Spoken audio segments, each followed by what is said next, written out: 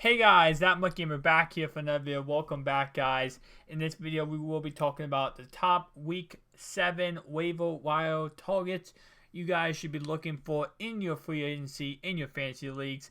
Now, guys, I do have my own website. The website will be linked down below in the description. It's hoghog9252.wixsite.com/my site. And this is Wix. Wix is the ability to create your own website. This video is not sponsored by them, but I would just like to tell you that that's where I created my website. As you can see, I have fantasy football rankings. I have my Week 7 waiver wire pickups. I also have on this website my whole entire quarterback rankings for fantasy, my running back rankings, my wide receiver rankings, and my tight end rankings. We'll talk about them in a different video. So right now what I'd like to talk about is quarterbacks. Starting off for quarterbacks, waiver wire pickups. Number 1 is going to be Dak Prescott. Number 2 is going to be Brian Hoyer and Kirk Cousins. Now, let me talk a little bit about Dak Prescott.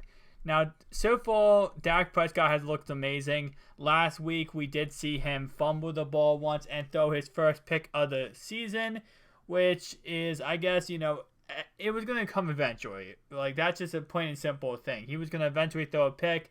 But last week he had 18.49 points. And if he actually didn't fumble and throw that interception, he would have had 22 points on the day. But he had 247 yards with 3 touchdowns, 6 rushing yards.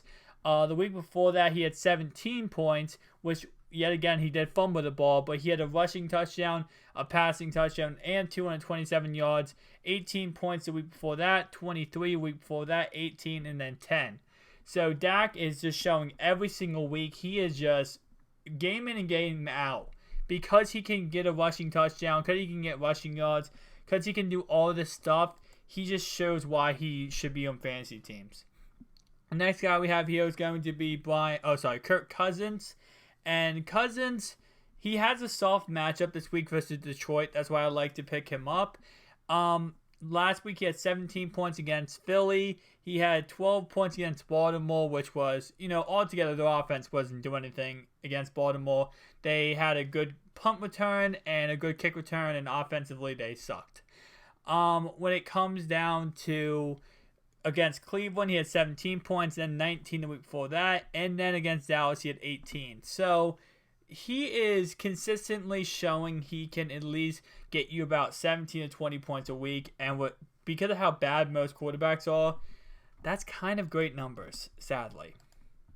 Next one we have here is going to be Brian Hoyer, and Hoyer came down to earth this week, which everyone expected him to. He still had over 300 yards, but he didn't score any touchdowns, so that's just kind of how he does it. He doesn't throw any interceptions. He hasn't thrown any interceptions this year so far. He has fumbled it one time this year, but other than that, 18, 19, 23, and then 12 last week. The man puts up great numbers every single week. You got to put him on your fantasy team. And the fact that he's only 5% owned is ridiculous. When it comes to running backs, let me go to read more. And my running back waiver wire pickups are going to be James White. When it comes to James White, as you can see, number 7 is Dion Lewis. The reason why number 7 is Dion Lewis is because Dion's going to come back soon. But for right now, the main pass-catching role, and we saw this last week, is going to be James White. I believe he got 2 touchdowns. The man's a monster. So if you guys want a guy for this week especially, James White's going to be your guy. Next guy we have here is going to be Spencer Ware. Jamal Charles played his first game last week, and he had 34 yards and a touchdown. I believe he had 15 yards receiving.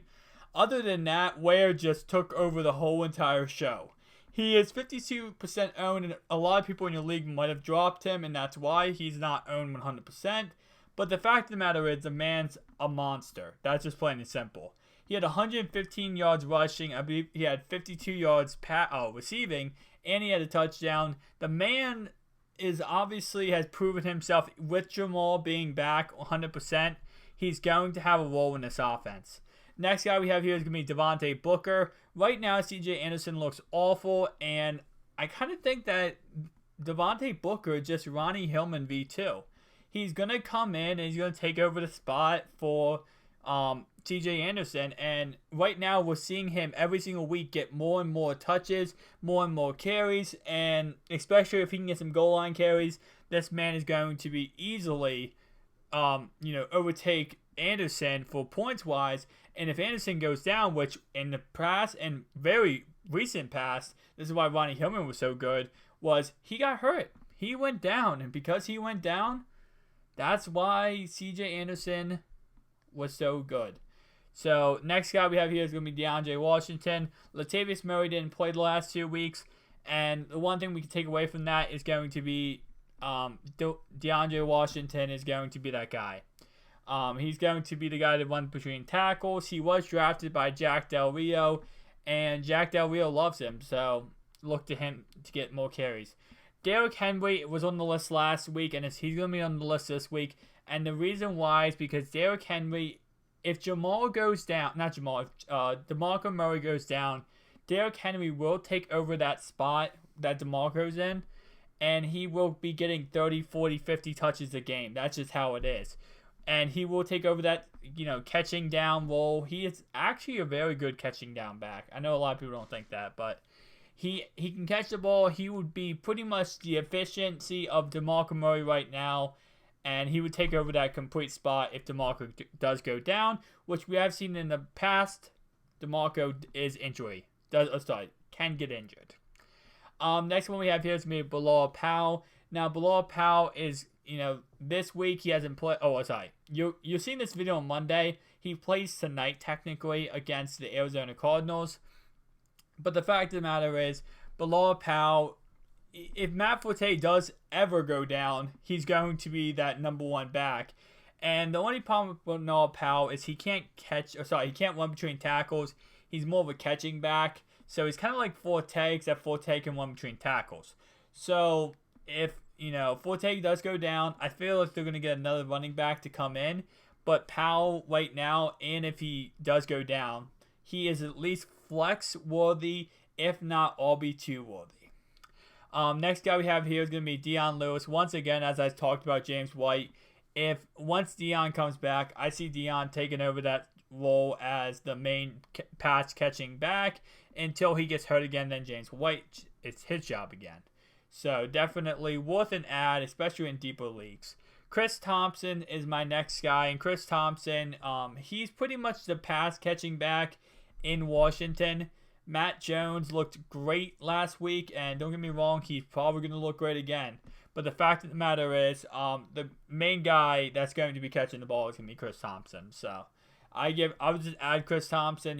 If Matt Jones does go down in injury, Robert Kelly's going to be the between the tackles guy, and Chris Thompson will receive a bigger role.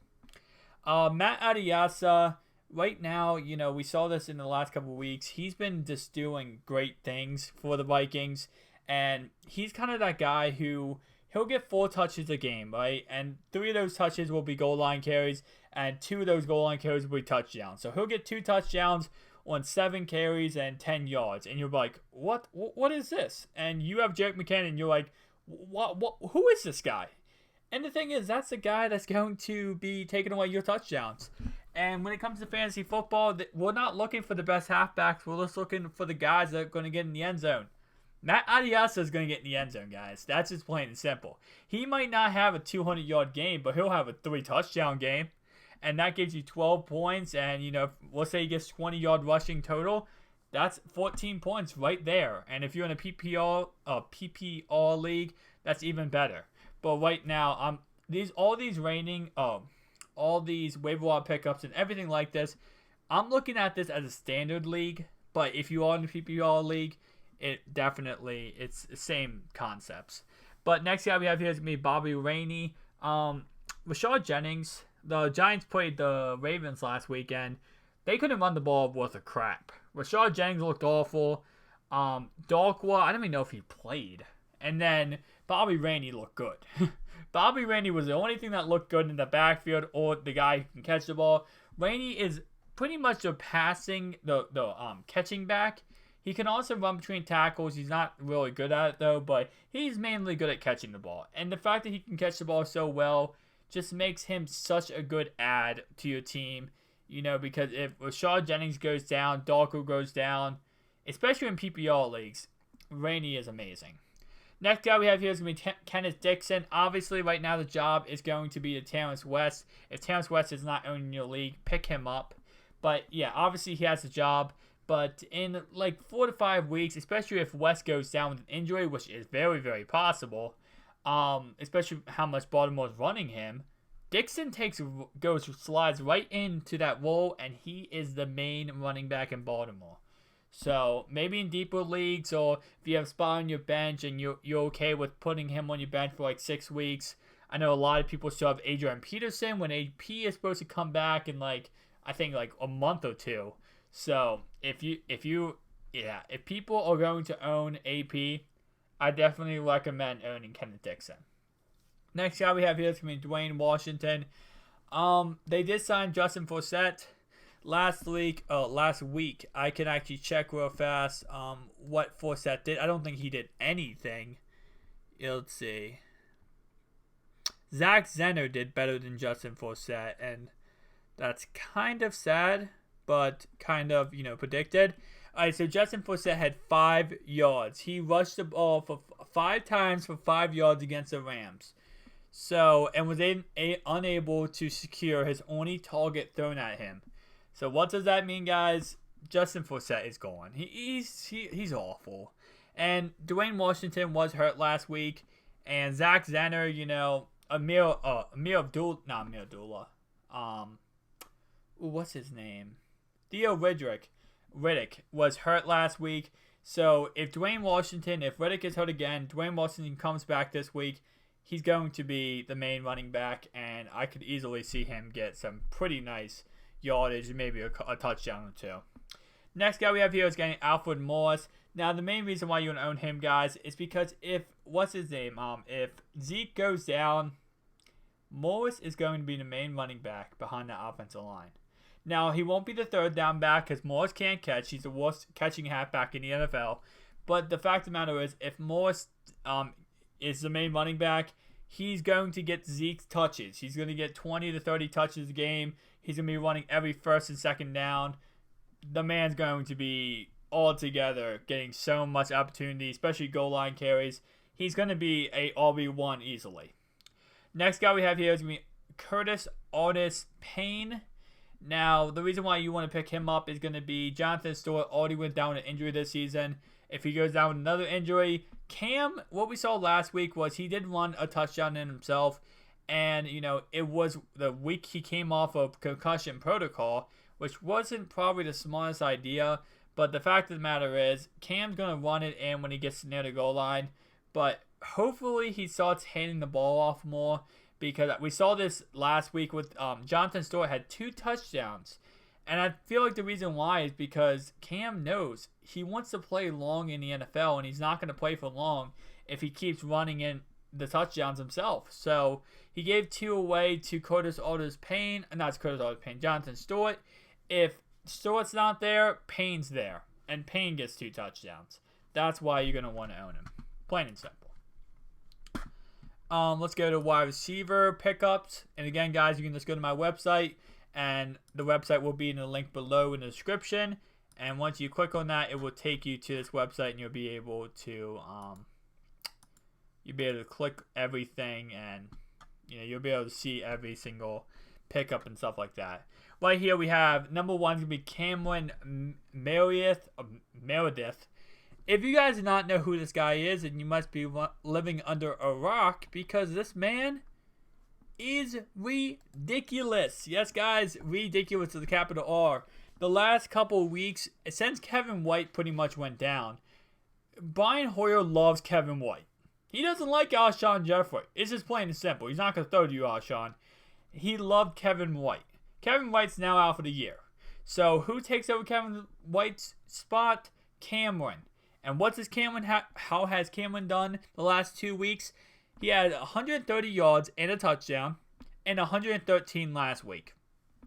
Yeah. He's Kevin White now. And Brian Hoyer likes him. Pick him up. Next guy we have here is going to be Cole Beasley. He scored a touchdown last week. Plain and simple, Dak loved Cole Beasley. He loves Jason Witten. those two guys you want on your team, especially without Dez Bryant. Next guy we have here is going to be Kenny Britt. Now, the only reason I recommend you pick up Kenny Britt is he's pretty much the #1 receiver in St. Louis. Last week he had 25 points. Week before that he had 7. Week before that he had 8. He had 1 goose egg week 3. And week 2 he had 9, and then he had 6. So he's producing pretty frequently and pretty nicely on a daily, weekly basis. So if you guys can pick him up, put him as your flex starter. I definitely love his upside, and if his floor can keep going around 7 to 8 points, and his upside can be 25 to 40 points, Tavon Austin, get rid of him. Pick up Kenny Britt. Next guy we have here is going to be Chris Hogan. Hollywood Hogan. What to talk about him? Last week he did nothing. And neither did Julian Edelman. Chris Hogan is kind of just going to be that guy that's on the field so many times. He's going to have so much opportunity to get in the end zone, get a lot of catches, get a lot of yards. We saw this 2 weeks ago when he had 114 yards and almost a touchdown. And the fact of the matter is he plays 48 snaps. Can you find a receiver that plays 48 out of 60 snaps, guys? I don't think you can. And the reason why is Chris Hogan is their deep threat. Yes, I know, Chris Hogan is a deep threat. When he was with Buffalo, everyone's like, hey, this guy's going to run deep? Yeah, apparently he's going to run deep in New England. So he is their deep threat, and you're picking him up for the upside that he's going to have a deep bomb. Pretty much. And the fact that he plays more snaps than probably many receivers in the NFL. Of course, other than the #1 receivers. But most receivers don't play as many snaps as this man. For some reason, the Patriots love having him on the field. Don't know why. Devin Funchess, nice guy we have here. When Cam is in the game, Funchess is shining. When Cam's not in the game, Funchess is doing awful. So last week against the Saints, Funchess had 10 points. When Cam wasn't in, he had 0 points. When Cam was in, he had 5.6 points. Minnesota doesn't count because Minnesota's Minnesota. And then against San Fran, when Cam was in, 7.9 points. And in Denver, again, Denver's defense is crazy.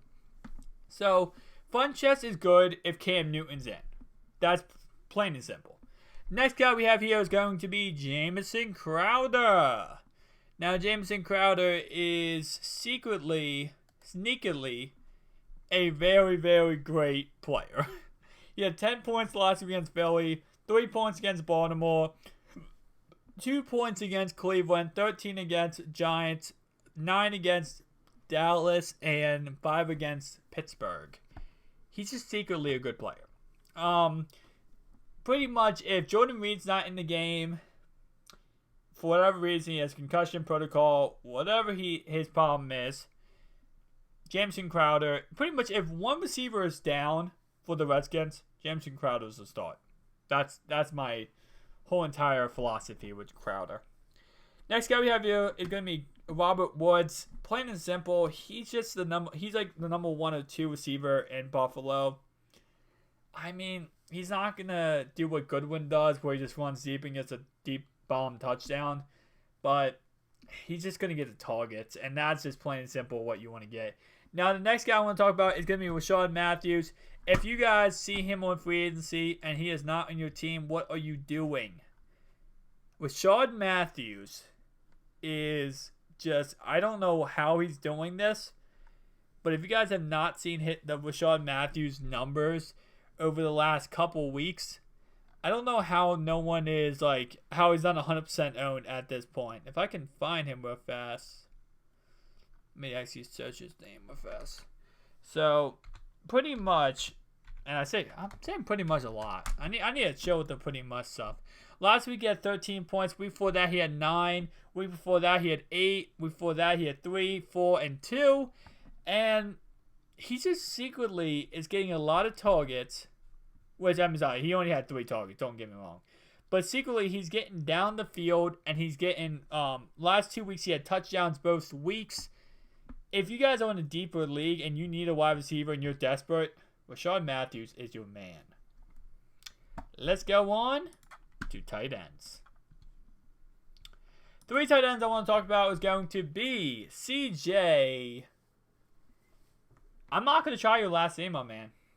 But what I want to talk about him is going to be he just looks good. And I mean, he hasn't done much of anything. I'm not going to like sit here and say that like he's amazing. And obviously he's not, but he just, I don't know, he's secretly coming in and getting targets. Last night he had 14.5 points on 85 yards and a touchdown. Week before that he had 61 yards. Week before that he had 10.8 points. He's just getting points. That's just plain and simple what he's doing. He secretly is getting points because no one really wants to think about him. You know, he's a Houston tight end. Oh, what is he gonna do? You know, DeAndre Hopkins, Will Fuller leads that team. Well, secretly he's doing more than that. Next guy I want to talk about is going to be the Antonio Gates killer, the goal line killer, or just a touchdown killer, pretty much. Hunter Henry. Last week against Denver, he had 14 points. Week before that, 13. Week before that, 12. Week before that, 5. He's getting in the end zone, and he's getting plenty of targets. If you need a tight end, Hunter Henry's your man. Jack Doyle, I mean, there's not much to talk about with him. He's been decent to good forever now, and he's kind of just going to get those goal line opportunities, and he's going to be getting some short throws. So, plain and simple, if you don't have Dwayne Allen and you're desperate for a tight end, Jack Doyle is your guy. So that's pretty much going to wrap it up for the Waiver Wire pickup show, guys. Hopefully you did enjoy this, and I will be doing my fantasy rankings for quarterbacks, wide receivers, tight ends, running backs, and tight ends, and defense. Either today or tomorrow I'll be releasing those videos. I'll see you guys in the next one. And if you have any ideas or any questions for fantasy advice, leave them down below in the comments and I will make a video answering it.